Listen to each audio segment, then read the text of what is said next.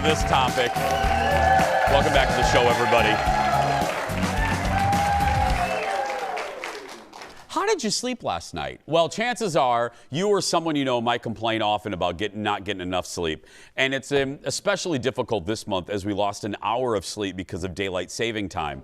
But there are some ways that you guys can get back on track. Audience, give it up for sleep health specialist Sarah Moe, everybody.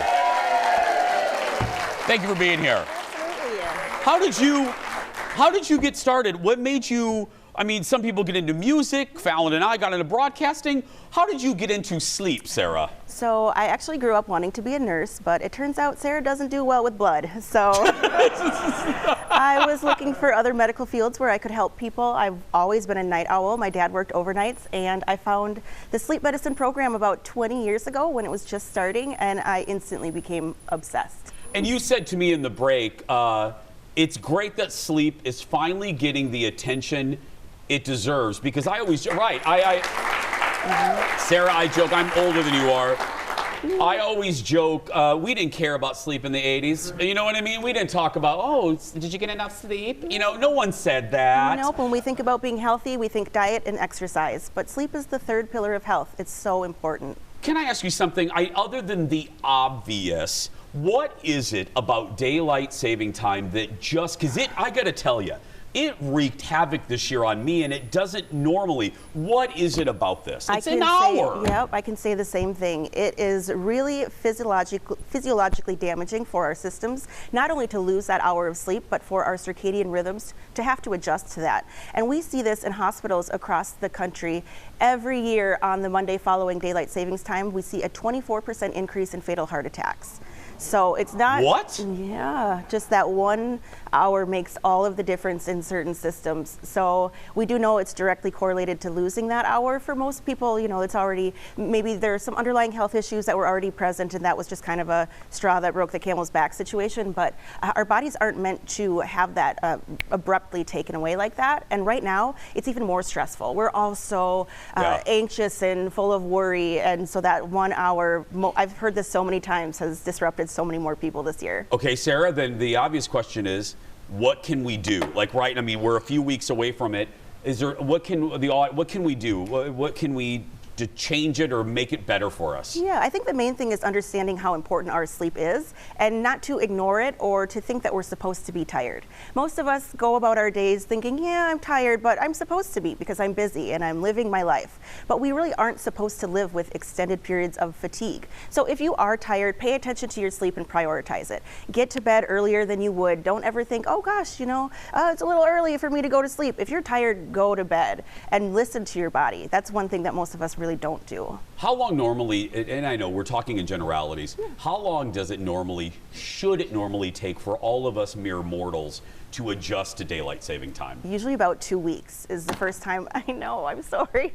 What? I know, it does. You are just scaring us to death. Well, take a nap, okay? Yeah, right, I know.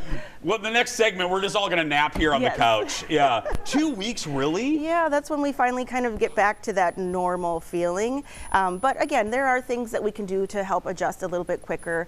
I am seeing a lot right now of that whole bedtime procrastination. Have you heard of this? No, what is that? People like to stay up later and scroll and take that time back to themselves to have some happiness. If they're very busy throughout the day and the only time that they have to catch up with the world is at bedtime, uh-oh.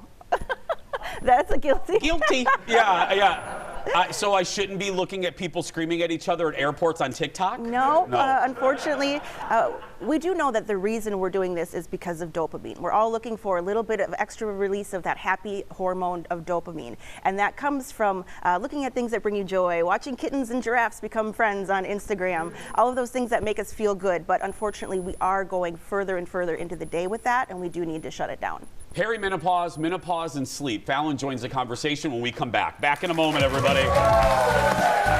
Yeah, I do that. I know it's bad, Sarah. I know. But I'm We all on do. tape. My mom does it. I do.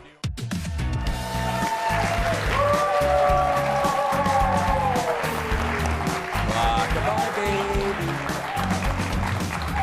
Welcome back. Sleep expert Sarah Moe is our guest today. Falen joins the conversation, and I want to get right to it. Perimenopause. Yeah, so I talked about going through this, and one of the, immediately I was like waking up with night sweats, right? And I was like, okay, I think it's happening. So I start Googling some of the symptoms, and a lot of women were like, get ready, your sleep goes to crap. That's like one of the top things.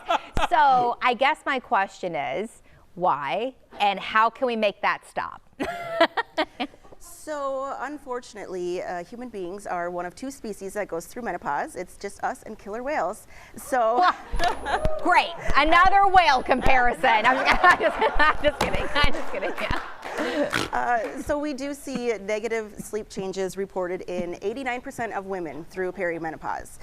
We know it's hormonal. We know all of these things that are changing in our bodies to help keep us going while we are able to continue supporting our tribes and our communities is happening. But unfortunately, menopause is like the baby of research when it comes to sleep medicine. We don't have a lot of answers. In fact, if you look at the National Sleep Foundation website, it says things like, try not to worry as much and get a fan. Like, no, cool, thanks. Right. It doesn't say get a fan.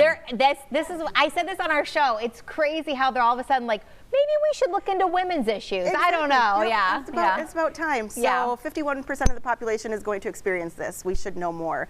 So that being said, it's coming. We know it's coming. The first thing that you can do is get moisture wicking sheets for your bed. And this is really helpful to pull away the sweat that might cause those disturbances from those heat flashes that are going to happen at night. Mm-hmm. Is napping encouraged?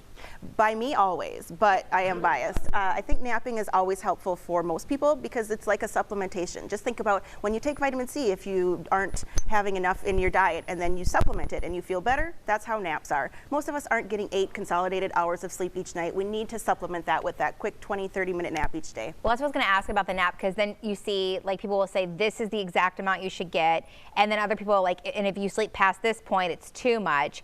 And then you get in your head when you're trying to take a nap, and you're like, I can't time a 20-minute nap. What's going to happen to me? Yeah. So we do want to keep it a little bit shorter, because if you go past that 20, 30-minute mark, you run the risk of going into REM sleep. And in REM sleep, your body actually becomes paralyzed. Your muscles are all paralyzed so that you can't act out your dreams and harm yourself or your bed partner. So with that muscle paralyzation, I'm sorry, did you say harm your bed partner? yep. Like you just whack them? Yep. Yeah. Yeah. That's a thing. Oh, okay, well, let me ask, okay, Why did you come up with a question so quickly to that, Jason? Because what is your opinion? Another thing Fallon and I always talk about, and we do, sleep divorce. Do you stamp of approval, endorse, thank you, Jason. Do you endorse sleeping in separate beds? Absolutely. Human beings were...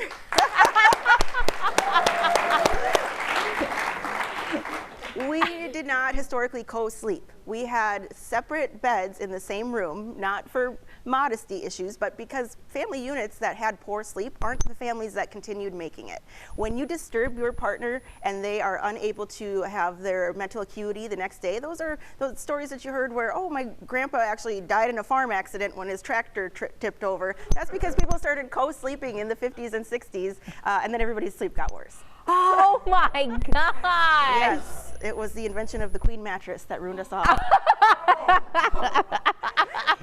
You are my favorite guest ever. we have a minute left. Okay, TV in the bedroom. We've agreed just no. Negative. Get it out of there, Yep. okay? Let's go. How about eating a large dinner before you go to sleep? Large meals are not recommended 3 hours prior to bedtime because the work of digestion actually creates endorphins. It makes you feel alert and awake. So if you do need to eat before bed, eat something small, something satiating and healthy. It's not that big of a deal, but no large meals right before bed. Sorry. So yeah, no eating Chinese in bed. food, Yeah, no No Taco Bell. no Kung Pao chicken, no run to Taco Bell at 7 o'clock. Don't look at me. I had it for dinner last night. Get off my back. I am allowed a nacho Del Grande. I didn't name you. I just said hypothetically someone that runs to Taco Bell while their husband's on a trip and they're alone. Okay, gosh forbid I have a nachos Del Grande. I had plenty of time before bed, by the way. Oh, God. It was 3 hours. It was. Give it up for Sarah, everybody.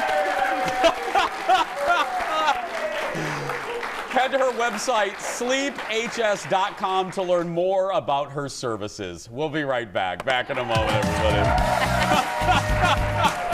Call me out. How dare you? Oh, my God.